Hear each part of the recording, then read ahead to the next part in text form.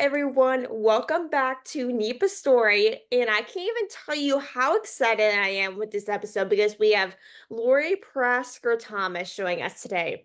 Lori is a creative soul and a free spirit who found her true passion behind the lens. Her photography journey began when she met her husband, Michael, and together they rediscovered the magic of photography. They co-own ShadowCatcher Photography and are thrilled to be celebrating 19 incredible years in the business. Lori's love for photographing and weddings sparked something even greater. She wanted to add a personal touch to ceremonies, blending her passion for photography with her love of writing. That's how Ceremonies by Lori came to life, but that's just the beginning where Lori wears many hats. She does literally things I can't even keep track of, but she's a certified professional wedding officiant, Humanist Celebrant, a paralegal at Lehman Law, PC, and the driving force behind a nonprofit at Picture Hope. She's also an inspiration speaker and the author of Mistakes to Miracles, a Jewish birth mother's story of redemption, hope, and healing, and the 2024 Rainbow Alliance Ally of the Year recipient. And if that wasn't enough, she's also proud to serve as a board member of the NEPA Pride Project. Thank you so much, Lori, for joining us today. It's such an honor to have you. Really, thank you for having me. And I know it's a mouthful. It's all good, more the merrier. So, but I know I brought this a lot up in the intro, but can you tell us, about your journey as a female interpreter and what kind of start inspired you to start multiple businesses around the same time? So my husband actually started ShadowCatcher Photography many years ago, but when he and I got together, I took it to a whole new level. And he would give away his photos, and I said, no, we're not doing that anymore. So I kind of took it from there. But things just kind of happened naturally for me. I started with photography, and then like you said, I love to write, and I wanted to be more of a part of the wedding than just being photographing it, which is extremely important. Mhm. But I wanted to be able to tell the couples or the marriers story. And that's what I love about what I do, is that I get to do that. And Mhm. then everything else just kind of, a lot of things fall in your lap and you just kind of take it and run with it. Yeah. So I take a lot of things and I run with them. Yeah, like I love how you love to juggle many different things and Yeah. try different things. Because I'm literally the same way. Like Yep. whenever I come up with something, I always go for it for some reason. Exactly. But it was doing multiple businesses, especially here in NEPA. I know you this opened up another location. You can talk more about that if you wanted to, but you literally are very busy, Every time I go on social media, I always see you up and about in the area. I'm like, oh my gosh, she's always busy. Oh my gosh, she's Yes. it's awesome. Yeah, so I actually went from a very small 200 square foot office to a 1,200 square foot space. Ooh. And it's amazing. We can do everything all in one place, which is really amazing.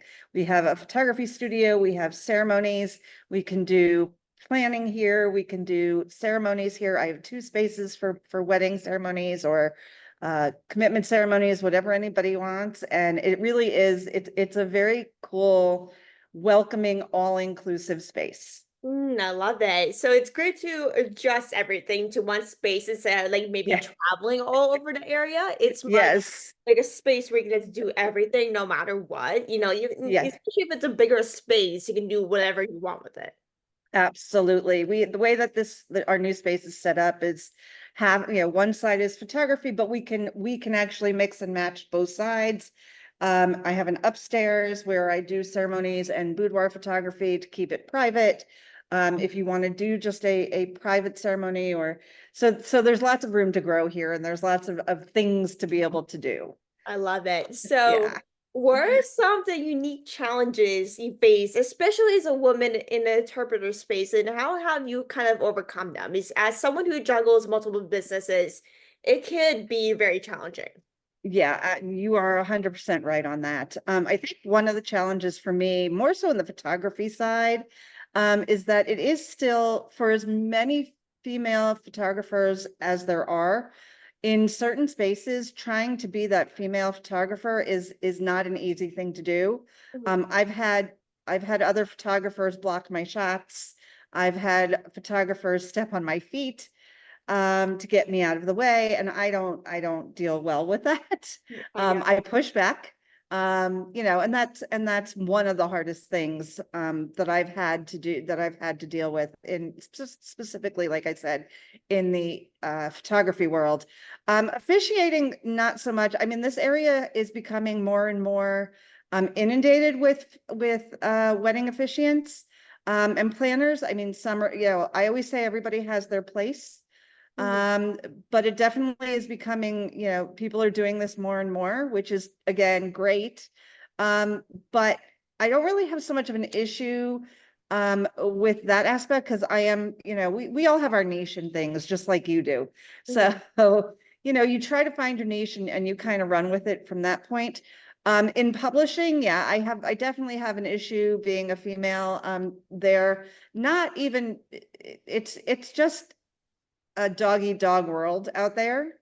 Yeah. So, I just, again, I pushed my way through, and hopefully I get the desired outcome.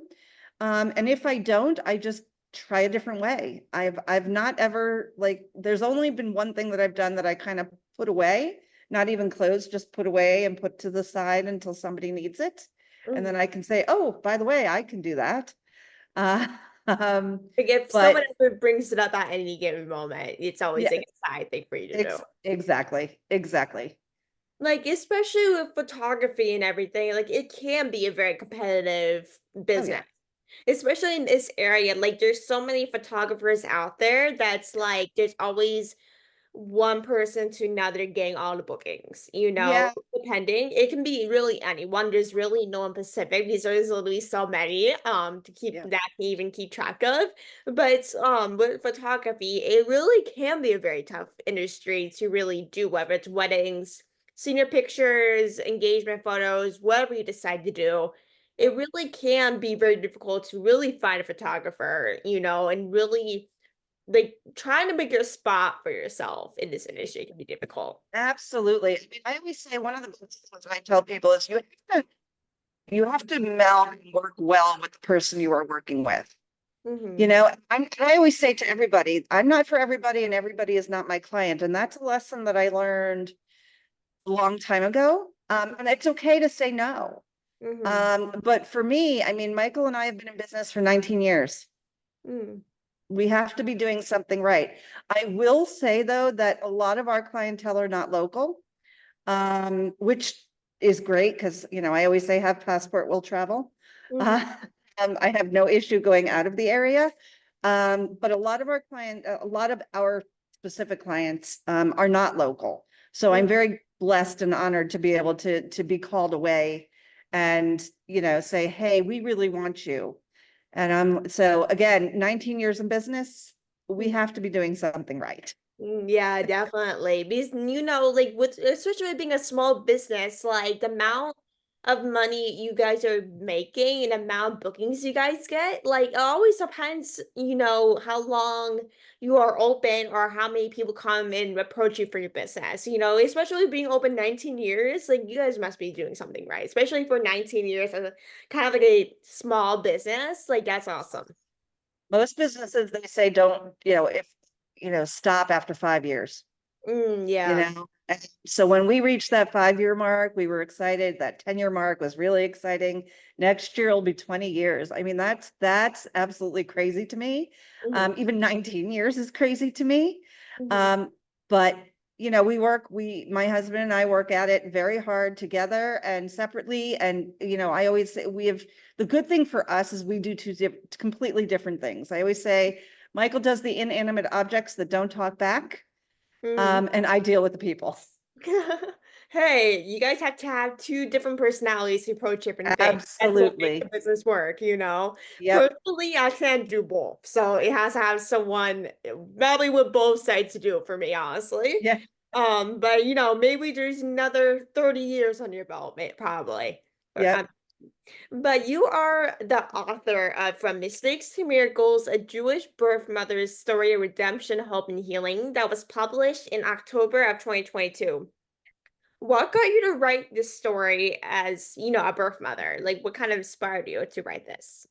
So my story not only discusses being a birth mother, but it also discusses being a survivor of suicide, a survivor of domestic violence. Um, there's a lot to my story. And I got very tired of keeping my story quiet. And when my daughter, who I had placed for adoption, reached out to me, I thought it was time to tell my story. And the reason why I specifically say Jewish birth mother is because in the Jewish faith, there's a lot of adoption that happens. There's a lot of adoptive families, but my side of the story as a Jewish birth mother does not get told. Mm, And I just feel like my story, if it helps one person to come out and say, you know what, she did it, I can do it, and know that they're not walking the path alone like I did, that's why I told my story. I love that. Like, I love how you shared your story because, a lot of people usually keep themselves in because of maybe they dealt with something traumatic growing up in their Yeah, life. Maybe it's a sexual abuse, rape, whatever it may be. And oftentimes people don't talk about it because maybe they're let's yep, go to police and never told anyone about it besides the police. And yep, that's perfectly okay. Everyone has different absolutely, things. Sometimes I get personable and never tell anyone about my things what I'm dealing with, and that's perfectly okay. And absolutely. you have to like with it always takes time for people to share their story. And I'm really happy that you got to share it because not a lot of people share their story like you did. Like not a lot of people share kind of a similar experience that you had.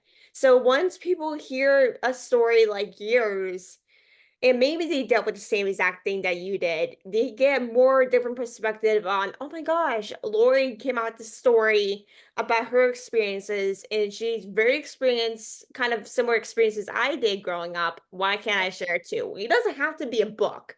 It can be on social media, telling your friends. It can be really anything. absolutely. As long as it's getting out there and you're telling people, it can impact other people too. Right. My one of my other points of doing it was to take the stigma away. I always say it's okay to not be okay. Mhm. I kind of live my life that way. It's okay to not be okay. It's okay to struggle, but it's okay to ask for help at the same time. It's Mhm. okay to keep things quiet, but if you really need someone, know that there are people out there who have walked similar, because everybody's story, like you said, is different, but walked a similar path. And if my story just helps one person, then I've done my job. That's the most important thing. As long as it impacts at least one person, Yep, then it really helps you so much that your sharing story really impacted others. Like, even if people didn't go through the same as you, it's okay to talk with maybe your best friend, family member, or whatever about like how you're feeling because if exactly. you keep holding it in, it's only gonna make matters worse for you. Yeah, So it's yeah, like, even if they might not understand your situation or what you're going through at that moment in time, as long as they're getting out there and even if maybe they don't know how to support you, you can at least get it out there and maybe get someone's advice on something. Because if you don't get it exactly. out, you don't know what life is going to bring you. 100%, 100% agree with that. It's so hard. I mean, telling my story really opened up a lot of the emotions that I had, shoved down for a really long time. But it really gave me a lot of closure as well. I totally understand that. So, like, what emotions did that book give you when writing it? Ooh, fear, believe it or not, reliving a lot of what I wrote about my life was very fearful for me. But writing about it and then realizing that I had come on the other side of it and look where I am now really was a huge thing for me. Um, I mean, I think I hit all of the emotions, fear, anger, sadness, yeah, you know, happiness, joy. I really do think at some point during the writing of my book, it really did hit every emotion out there. And that's perfectly okay. Like when Yes, writing about like maybe a traumatic experiences that happen in your life, it's totally normal to experience that emotions. It's not like it's not normal, It's like when relating absolutely. something that really impacted your life, maybe it's losing a loved one Yeah, or experiencing something traumatic, like it has to mean it can really be something that would make you kind of go back in time that even sometimes you don't even want to think about, which I yeah, honestly feel that way when I think about those situations. So it's like absolutely. it's completely normal and to experience that emotions and to look back on it. So like sometimes people are like, oh my gosh, like why am I writing a book about this? Like I can't even talk about it, let alone write a book. But not some people don't oftentimes feel the capacity to share it, but maybe writing is a way to express themselves in that sort of Yeah, form. for me, definitely, like even I always say a lot of times I am a better writer than speaker sometimes. So Me I too. write what I need, I write down what I need to say, or I write a letter. I know that sounds funny in this day and age because everybody does emails. I actually do write letters. Mhm, Just writing my feelings down really does help a lot for me, even more so than speaking it sometimes. mhm. So I highly encourage everybody like to write an email, write, talk to text, whatever you want to do. But I find that it helps me to kind of laser focus on the issue, Yeah. or the person, and then I'm able to put it to bed. Yeah. Just put it away and never think about it again. Yeah, because I don't It- need to. yeah, like it's maybe a one-time deal, then you're Right, like, okay, let's think about something else that's right, actually exciting in my life right now. right. Rather than Exactly. sadness. Exactly. But to go on to the Ally of the Year award, and also congratulations on Thank being you. named the 2024 Ally of the Year. Like, what does this recognition mean to you personally and professionally? Well, so I didn't know what was happening. I was at Pride Fest doing the mass weddings and they were doing the awards. And I don't typically listen to what people are saying. I usually just listen for the name and, you know, go about my business and congratulate that person because I don't do what I do to win awards. It's not, this is who I am. At Mhm, my core, I do what I want to do and what I feel is best. mhm. And when Shay said my name, and I'm looking around at everybody, and they're like, "You need to go," and I was kind of in shock.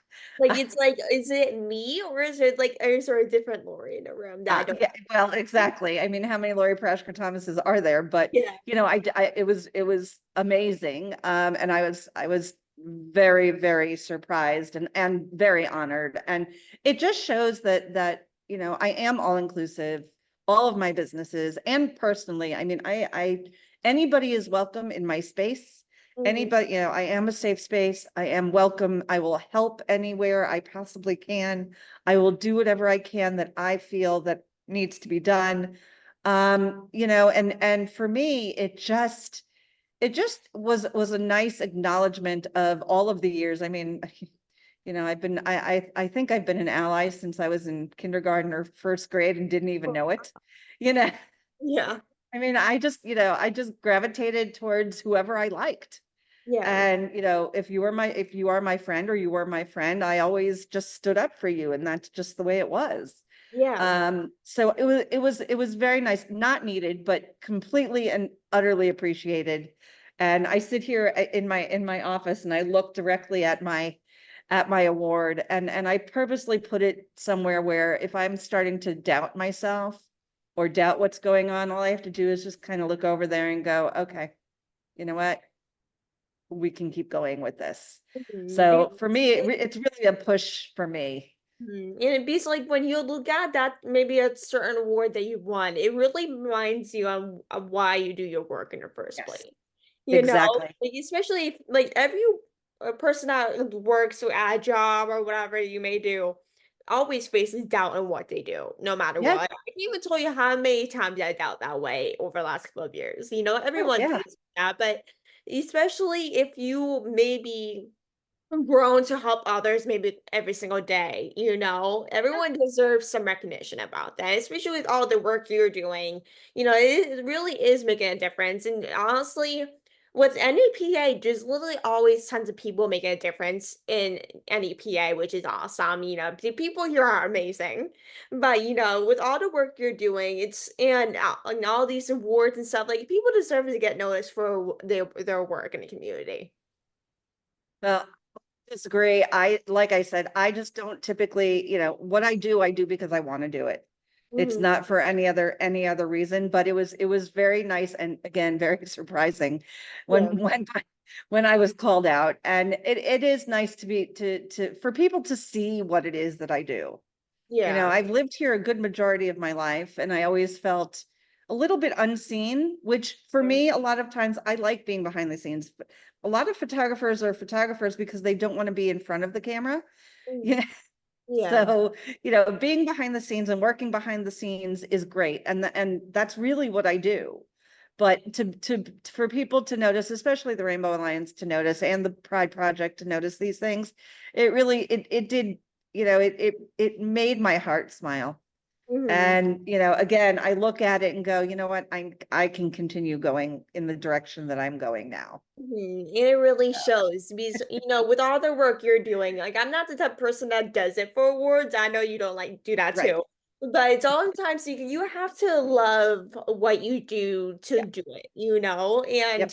with doing this type of work, like, you oftentimes don't even care about awards. Like, honestly, for Mm-mm. me personally, I don't even care about awards. I just like, I just want to work. I just do this on my free time Right. whenever I get a chance. This is just a fun side project. It's not like I'm just like, oh yeah, I'm gonna get paid for this. This is the best part. I'm only doing it for the money. Right. So it's Exactly.